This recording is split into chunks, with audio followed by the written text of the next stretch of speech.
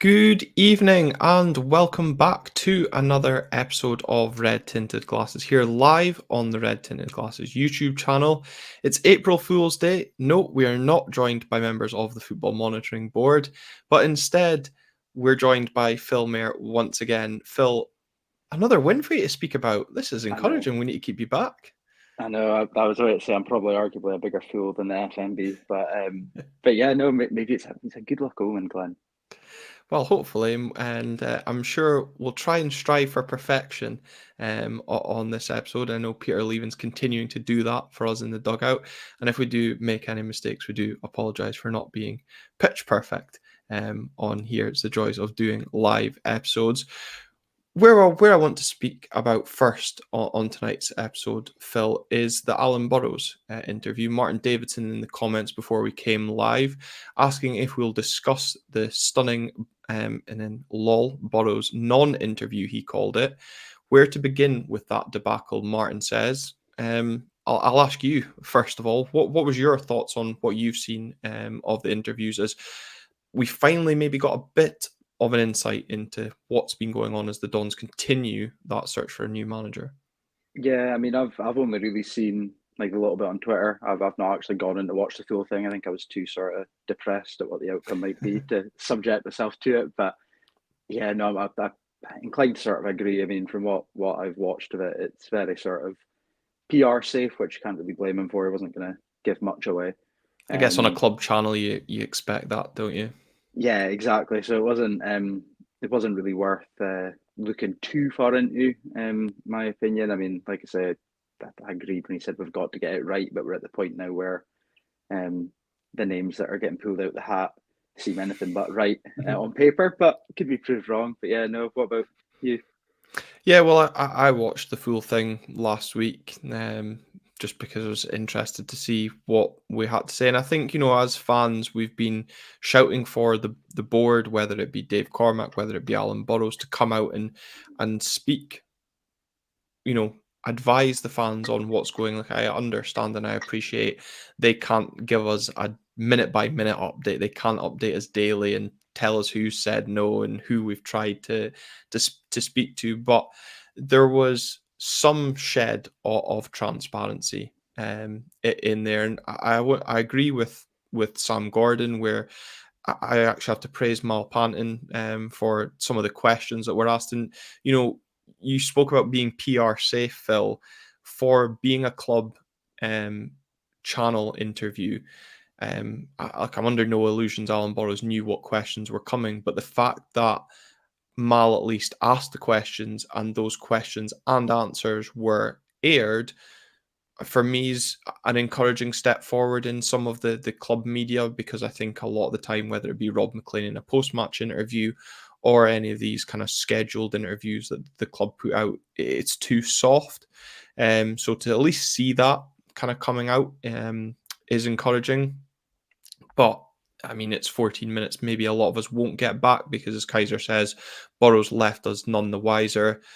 Kind of danced about the fact that we'd tried a couple of things and we're back to where we started. But, at least kind of hearing it. And, I think we spoke about before we came live tonight, Phil, that, Burrow's saying if we need to take our time to get the right man, then that's what we need to do. And again, that's just a little thing that the fans wanted to hear. If it's going to take time, so be it. And I think you'd like to think most of the fan base would agree with that sort of sentiment.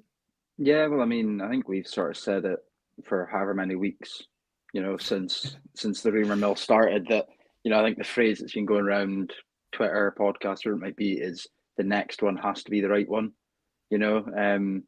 So I'd like to think that the majority is sort of in the boat of putting a little, not that they've maybe merited the trust, but a little bit of trust into what the board's sort of got in mind. And yeah, hopefully this one's the one that's going to work. Yeah, at this rate, we'll be without a permanent manager longer than Neil Warnock was in charge of the club. But at the end of the day, if it's going to take that time to make the right appointment, then so be it. That interview came out on Thursday, I think it was, and then on Friday, of course, for those on X, formerly known as Twitter, or Twitter as we just like to call it on here, choose your fighter. In the no account versus Scott Burns, the very famous or infamous, depending which way you want to look at it, Twitter account is at Harold or Ingolfsson, basically announced that the club had agreed a deal with Michael O'Neill, sending me, you, and a lot of others into meltdown. Meltdown's maybe strong. It just feels like it would be such an uninspiring choice if we appointed him. Only to be stumped, really, half an hour later by Scott Burns to say that Michael O'Neill wasn't in the running for the job. So for a brief moment, the hysteria followed by what the hell's going on again? Yeah, I think everyone was sort of up the high dough there. I think everyone's been itching for something. That when something like that happens, like everyone immediately jumps on it.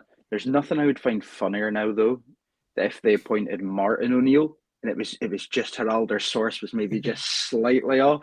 It's just a typo. It was just a typo, and then they can save face. But no, yeah, that was a fun 20 minutes on a Friday evening. Yeah, livened it up. Barry Reid saying, and obviously picking up on the point from Burrow's interviews, that he said that we were still after their number one target, so going to be interesting to see who it is. I do wonder, had we gone back in for Michael O'Neill, and I think obviously the compensation, maybe just his desire not to come here, proved to be the final stumbling block. Could we be going back in for Jimmy Thielen? Who knows? That's, I guess, the vagueness of that answer. But kind of something we discussed a little bit ahead of, obviously, the outcome of the weekend's result against Ross County in the last episode. Lee Seymour goes on to ask, are you of the same opinion that because our top flight status isn't guaranteed yet, nobody wants to commit to us either way? Do you see that being a potential deciding factor for a new manager? It could be. I don't think it'd be the biggest stumbling block though, because I think in the grand scheme of things, I think we should be all right. You know, the gap we've got just now, there's still a potential to push top six, but you know, I mean, we've got a lot of results to go our way, and a lot of goal difference to swing as well. Exactly. So, but I think probably it's more potentially the uncertainty around what's going on next season in terms of the board. You know, certain managers like certain backroom staff. There's a certain member with red hair, sorry, Glenn, that seems to have hung around a few culls. He's got about the same amount of hair as me. But, you know, he seems to have hung around a few culls, and, you know, maybe they're wanting rid of him to get in all their own stuff. I've got no idea. There's got to be something holding something up. I wouldn't think it'd be money outside of compensation, because, you know, Cormac could pay whatever he wanted, really. So yeah, it'll be. I mean, we're never going to know. No one's ever going to come out and say. So it's all just speculation at the end of it. But it would be interesting, sort of a fly on the wall, you know, Sunderland till I die style for this season. It would have been brilliant. Oh, could you imagine? And Pedros73 saying, are we taking our time because people are turning it down? Of course, again, going back to Jimmy Thielen, saying that the timing wasn't right for him given the start of the Swedish season actually just started, I think, this weekend. Most of the Scandinavian leagues started. I know Pat Pabib, of course, kicked off his loan move, lasted 44 minutes, subbed off even before half time after picking up a booking. So good to see things starting on the front foot for Pap over in Norway. But it could be the fact that we've had to kind of work down our list of potential candidates. But I mean, those that maybe listened to Sports Sound on Saturday after the game, heard the meltdown from Michael Stewart, should I say, and kind of the contrast in the opinion of Kevin Thompson, saying, why shouldn't Aberdeen be aiming for the best out there?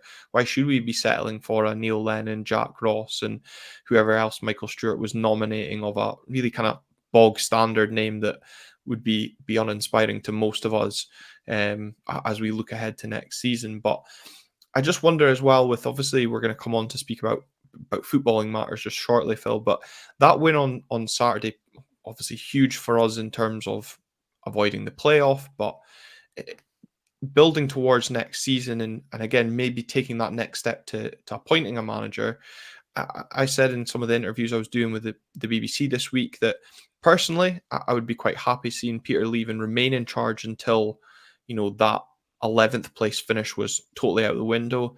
Then the new man comes in and takes that time to assess the squad between now and the end of the season. Would you be of kind of similar feeling to that? Yeah, I said last time, obviously, we're wanting to try and get someone in as soon as they can become available, but at the same time, you're wanting that continuity until we're entirely safe. If we can have that little bit of stability in our lineup and our sort of tactics and how we're going about sort of the football side of things, probably makes sense until we're well clear of that relegation playoff spot.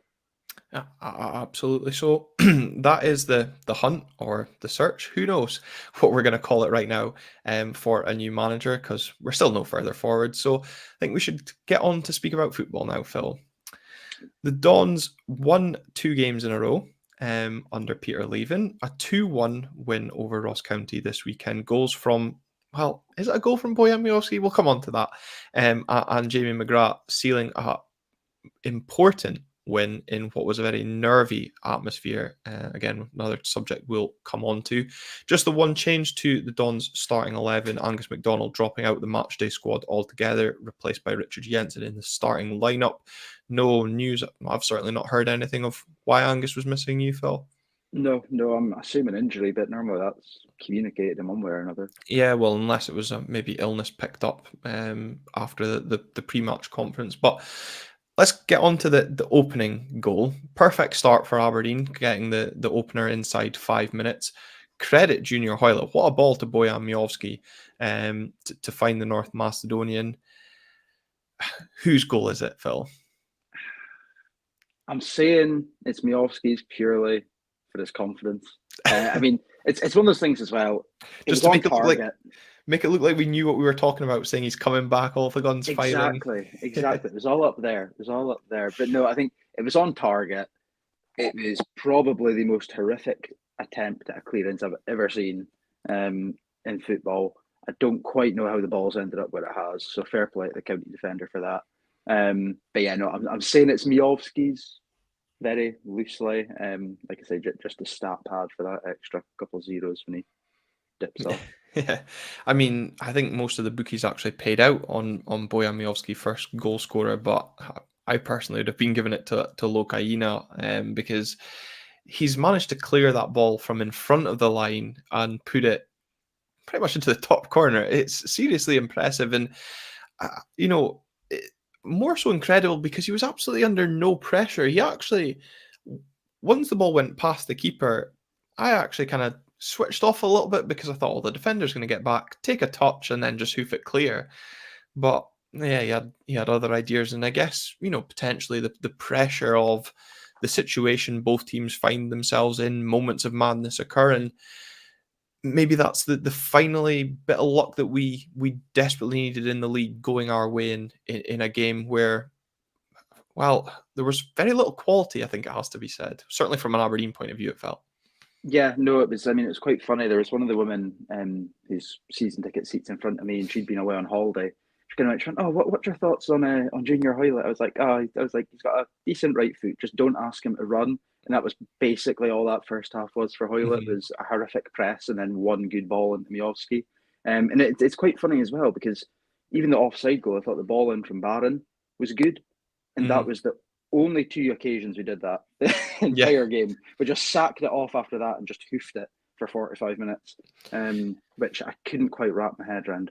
Yeah, it was really interesting because you're right in the fact that we get the early goal, and we spoke about that on the last episode, how Aberdeen would approach the game. Would we come out and look to start on the front foot? I felt we did. We got that early goal, which I think as well eased a lot of the nerves and kind of anticipation maybe that approached this game. But then kind of maybe inexplicably we sat back, or County got over their early match jitters and grew in confidence. They got a string of early corners as well and allowed them to put pressure on.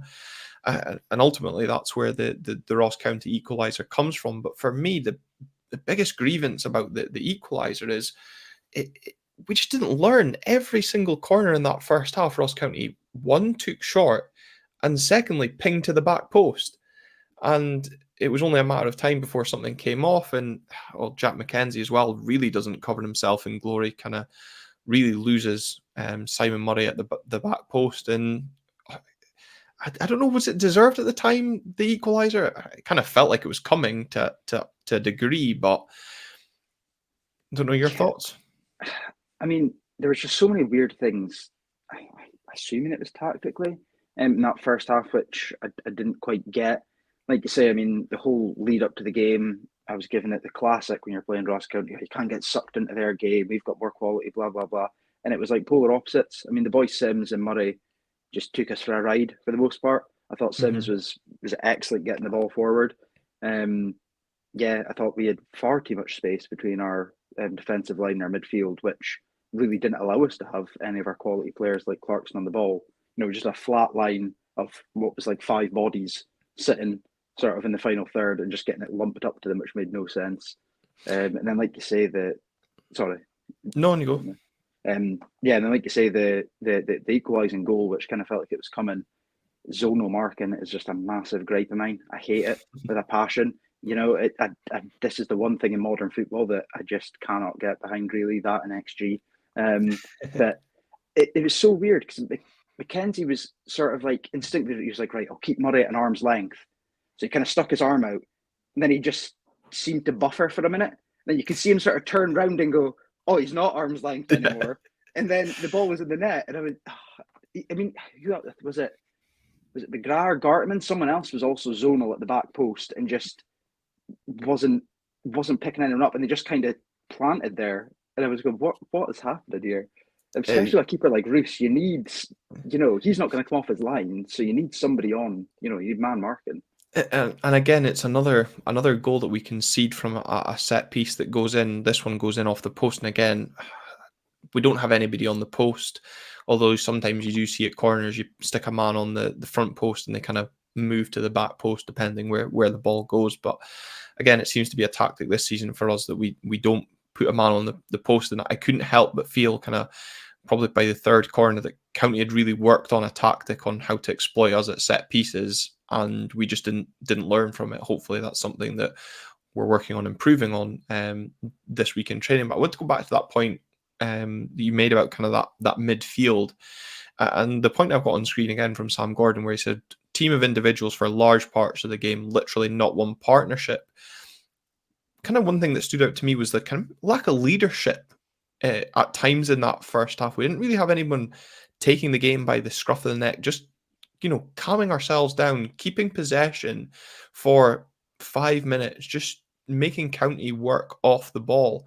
We were hurried, we were hashed, we were slack passing, giving possession away cheap. Again, the likes of Connor Barron, Leighton Clarkson, maybe guilty once again, certainly in Connor Barron's case, of wanting to do too much with the ball, and as a result, giving possession away.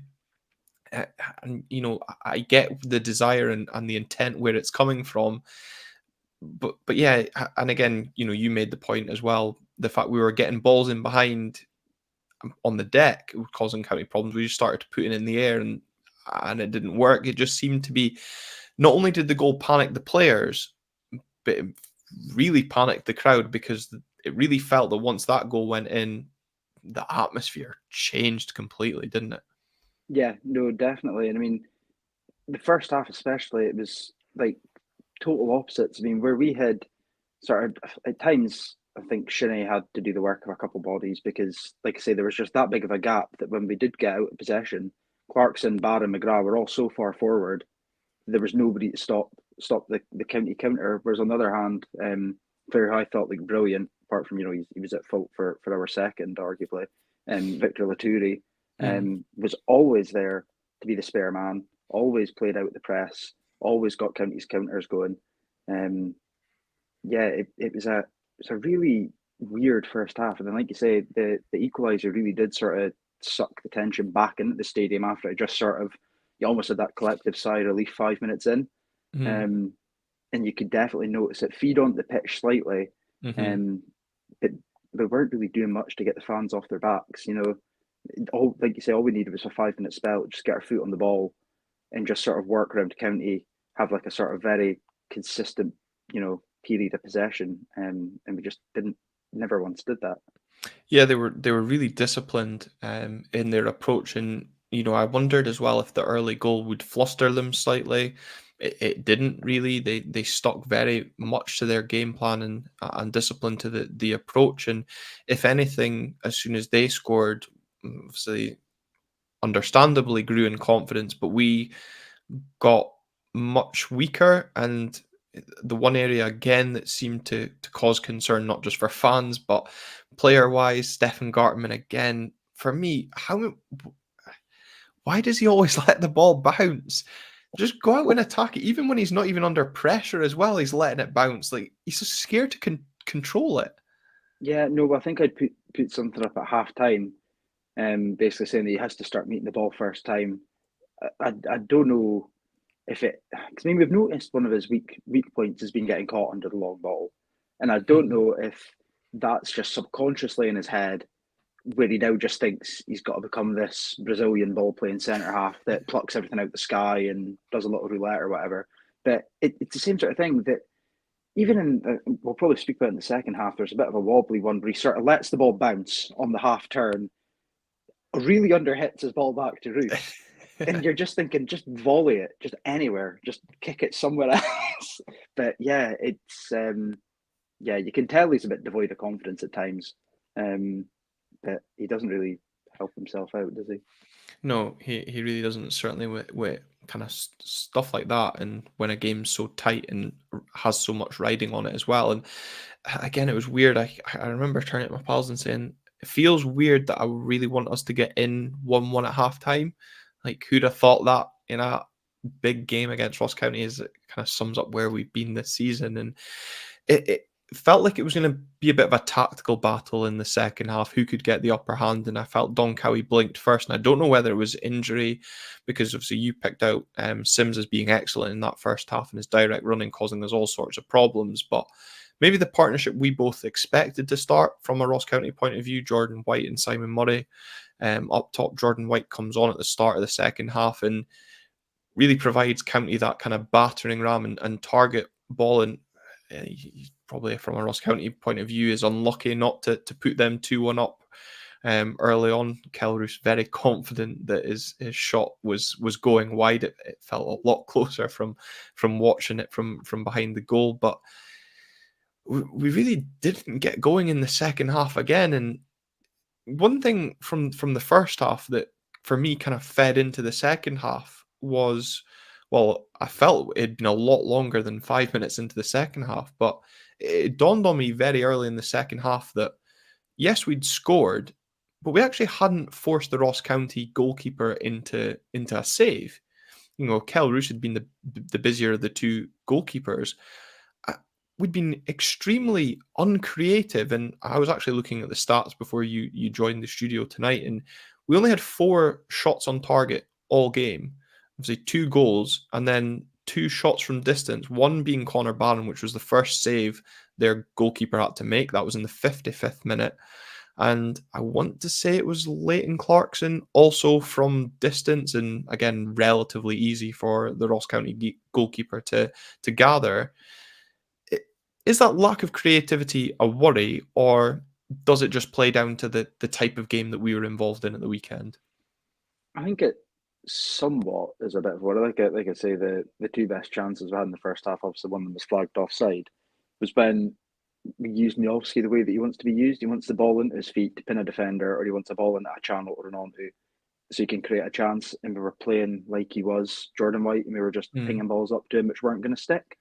But also at the same time, it's something that I've noticed a lot recently is we just seem to be so scared of taking a shot on.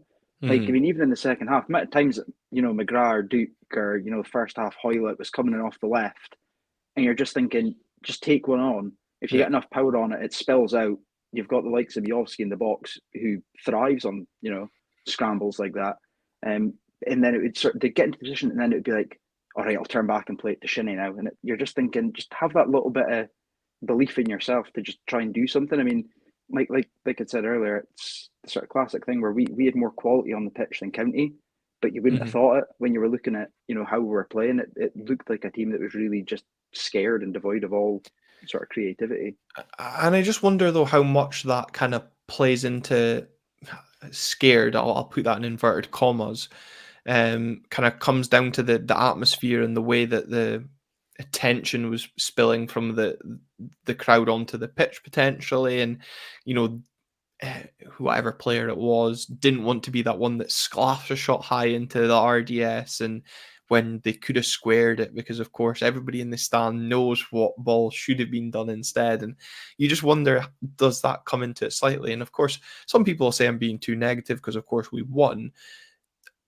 Obviously points matter more at this stage of the season. It wasn't pretty, the performance wasn't great, but ultimately we're speaking about 3 points. And right now, at this stage of the season, given where we were, given the importance and all the pressure really felt like it was on us going into this game, 3 points, doesn't matter how they came, we move on. Yeah, no, I mean, like you said, 3 points are the most important thing at the end of the day. But I mean, it always comes back to earlier on in the season when we've been going through our bad spell, and you've got like Sashine coming out and saying, we've got to do the talking on the pitch. We can say all we want or whatever, but we've got to sort of prove, prove that we should be wearing the shirt. Which, in recent weeks, players have stepped up and, tried to sort of bring back that feeling. But I get no one wants to be the villain in it all and, get even more abuse. But yeah, like you say, at the end of the day, you've got to take the chances. I mean, like there's very few chances in this game created. Mm-hmm. We've got players like Clarkson and Miovski and McGrath who can, at the drop of a hat, change a game and create something. Mm-hmm. And arguably Duke did that when he came on. Yeah. And I think we're just needing more of that going forward, because it's going to be a difficult run in. Even if we are safe, it's going to be a tough running because the teams in the bottom six at the moment, there's some quality sides in there. Yeah, and you've got teams literally scrapping for their lives, and it'll just be nice now for a week where maybe the focus isn't on our plight, and St Johnstone get the media limelight about being the team down there struggling. Of course, you mentioned Duke and his involvement when he came on. Peter Leven going to his bench and making a double change, both Duke and Dante Polvara coming on to replace Connor Barron and Junior Hoylett, just after the hour mark, I should say. And what a difference that seemed to make to the team. You kind of touched on Junior Hoylett's kind of energy in terms of tracking back and going forward. I guess when he's got that quality from deliveries, you can kind of let him off a little bit, but Duke certainly seemed to give us a little bit of directness that we were severely lacking. And I think for me, the biggest difference was Dante Polvara coming in and just being that scruffy ball winner in the middle of the park. As I said in that first half, we didn't really have a leadership. We didn't have anyone taking the game by the scruff of the neck. And I felt Dante Polvara does that really well. And it kind of sums up in the second goal where, yes, it was a mistake from Victor Laturi, but Dante's there on him, winning the ball back, getting the ball wide quickly, not dilly-dallying or passing it back for someone else to then get it wide. It was that directness that those two players brought to the team ultimately lead to the second goal. Yeah, no, and I was quite surprised Polvara didn't start. To be honest, I thought it was a game that suited him more, just having that extra physicality in the middle. Just, that's how Ross County play. And it would have given us that extra line as well, in the aerial threat. But like you say, I mean, one of my favourite things about his game is how positive he is. Majority of games that he plays in, it's one or two touches and he's looking either for a ball into the channel or he's looking to try and get the ball into somebody's feet on the turn. And like I said, that's exactly what he did, winning the ball off Laturi, I think, then out to Mackenzie and into Duke. So yeah, a massive game changer having especially him come on. But I thought Duke was back to doing what he kind of did best. Yeah. He made those runs into the channel. He helped us with the press as well, which we were sort of missing with Hoylett. Miovski or Clarkson were often just pressing on their own. So I think having that extra pressure on the county defence really sort of helped us get a bit more of a foothold. And yeah, it was good to see him actually pinning his defender and turning him, like the Duke of old. So hopefully that's a sign of what's to come. Absolutely, and of course, before obviously we get the second goal, we need to discuss the incident where Wickens wipes out Duke. as well. You, of course, sit in Section T, probably have a much better view of that incident than certainly myself. Because certainly at the time, I couldn't help but feel there was potentially kind of that cover, kind of, which is possibly why Kevin Clancy sees that as a booking instead of denying a clear goal scoring opportunity. But as soon as it went to VAR, I know you and Stuart tweeted it out as well, but I spotted it straight away. The Ross County keeper was stripped, ready to go. Yeah, I think the Ross County bench felt a red card was inevitable. Did you think at the time it should have been a straight red? I thought so. Yeah, I mean, like I say, you can argue there was the cover player there, but Dukes flicked that ball around him. He's getting on the end of it. No one's going to deny he's getting on the end of it. And really, even if a defender gets remotely close to getting back onto the line, I don't think they're going to do much. And even then, I thought it was quite interesting that it was VAR checked, I think, for serious foul play, or at least that's Mm, what the LED yeah, board behind me sort of said. And then, watching it back on sports scene, you could argue that it was serious foul play. I mean, he's jumped in the air, he's in no control at no, all. It'd be a bit different if he just sort of came out and it was sort of like a slight body check or whatever. But the fact he sort of leapt into the air, he's caught Duke sort of just above the ankle, mm, no control whatsoever, excessive force, whatever terms you're wanting to use. I'm so surprised that he's managed to stay on the pitch in that scenario.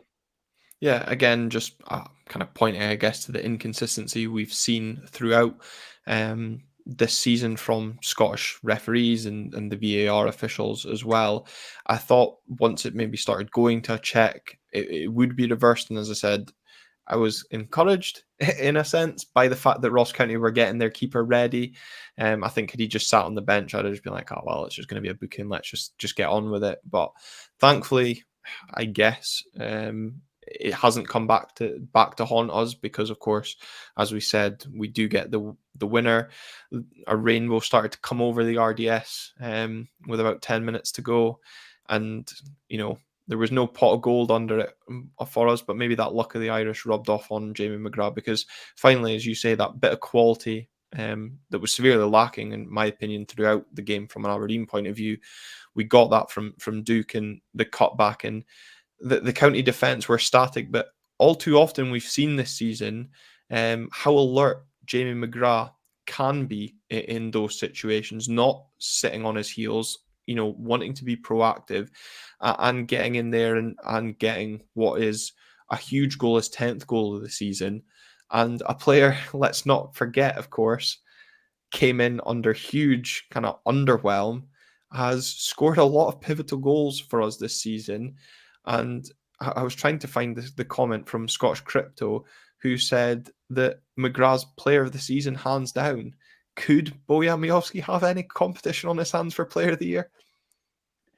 No. I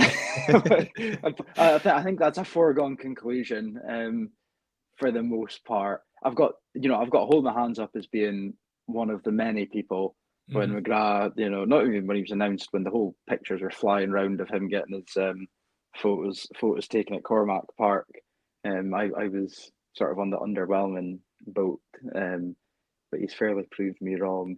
So yeah, again, he's came up when it's mattered really, and I think that's probably the most pivotal thing about McGrath is that not only is he providing us goals, he tends to provide goals when we really, really need them.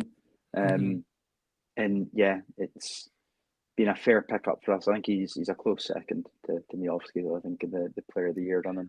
Yeah, it'll be interesting to see who makes the top three. Of course, announced at the end of April. Is there even enough to make a top three really at this point? Well, I know a lot of people have touted Jack McKenzie to be there, so it could be McKenzie, McGrath, and then Miovski. So we'll see what comes. But again, that goal kind of greeted with a huge roar, but also a huge sense of relief. I think more than anything from those in the home sections, and thankfully, despite a late VAR check for a potential foul on Simon Murray at the very dying embers of the game. We saw it out pretty comfortably. Yeah, no, I think, like I said, I think the changes and sort of having Pulvar on the midfield really did help that.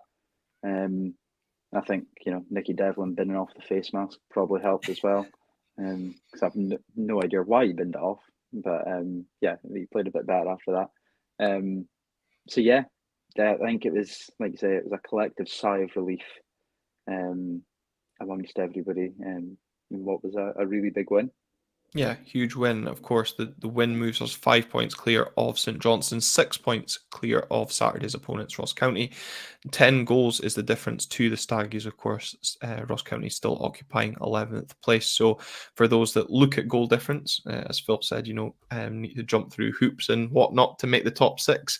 I think goal difference scuppers us there. It could be the thing that scuppers Ross County. So you could argue 7 points the difference to 11th place right now. And of course, it is a trip to bottom basement club Livingston this weekend as the Dons look to make it 3 wins in a row. Phil, Livingston await this weekend. A venue we've not exactly done well. Well, I know you and the rest of Talk Livy will be waiting for this, so I'll get it out of the way. It's a pitch that does us no favours either. But look, it's another game which, whatever way you look at it, we need to be coming away with 3 points to ease those fears of 11th if anyone still has them. But just to keep that confidence going in the squad, because of course we're 2 and a bit weeks out from the Scottish Cup semi-final, and winning games is only going to increase the squad's confidence for that game. If not the fans, because I know it's been doing the rounds tonight on social media that the ticket sales haven't exactly been going well for that game.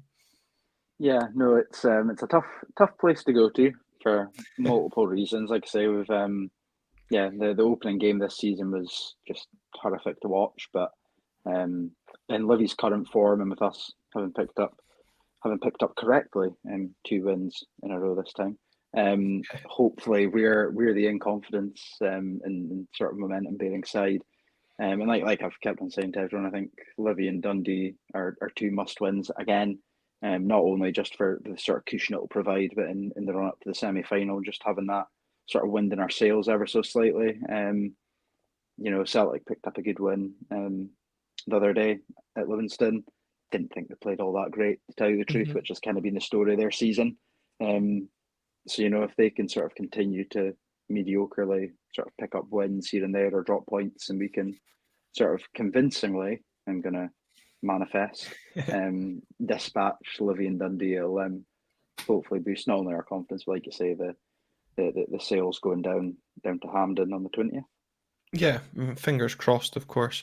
It's going to be an interesting one looking ahead to the weekend. You also mentioned that Dundee game, trying to make it kind of keep that winning momentum going, if of course we do that against Livingston, because it feels really weird that game at Pittodrie could be a top 6 decider, but it doesn't involve us by all sets of results potentially this weekend. But looking from an Aberdeen point of view going into this game, you mentioned Dante Polvara and your surprise at him not starting. Peter Leven spoke pre-match in his press conference that he's got players itching for more game time, knocking at the door, but he's putting faith in those players that obviously got the win against Motherwell.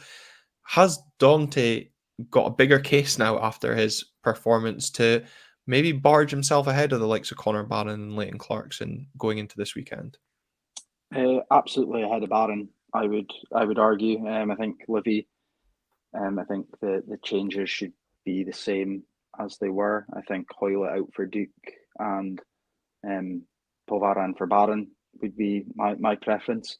But yeah, I think when Polvaras came on this season, when he started games as well, he's he's put in more sort of 8 out of 10 performances than not. So I would like to see him getting in, like I said earlier on about sort of being surprised at not starting against County. I think the sort of physical sort of bully ball style that Livy often try to play, having that extra bit of physicality and height in the midfield, Polvara, would really benefit us. And as well, his qualities to get us going forward on a pitch like that is much needed as well. Yeah, and actually, I know we're speaking about the game coming up this weekend. We forgot to speak about Dante Polvara's effort that probably has seen this crossbar still shaking at the RDS side. What a fucking hit that was! Yeah, Like, that would have ripped almost the net felt off had that gone in. almost felt so vindicated after banging on about how much I think he's great when he gets it at that position. He just doesn't take them on. Yeah. And but alas, it was not to be. But it'll come. There's a thunder bastard in him yet. Yeah, hopefully saving up for Hampden. The musical box posed a question, or kind of point, I should say, about the Ross County game, saying he feels we could have won more easily had we played a pair of strikers. Given that, then, do you think there is a case for Duke to start this weekend, or will we continue to just go with one up top? I think Duke will start, but whether he starts as a conventional striker and we go two up top, I don't know.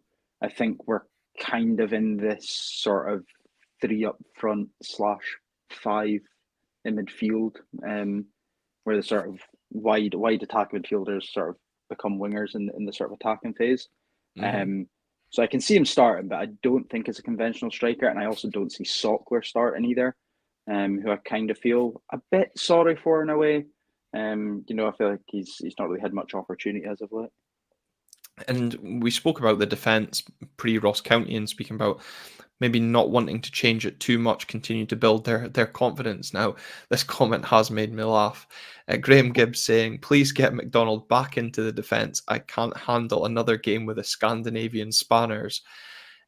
Which spanner would you drop if Angus McDonald is coming back into the team this weekend?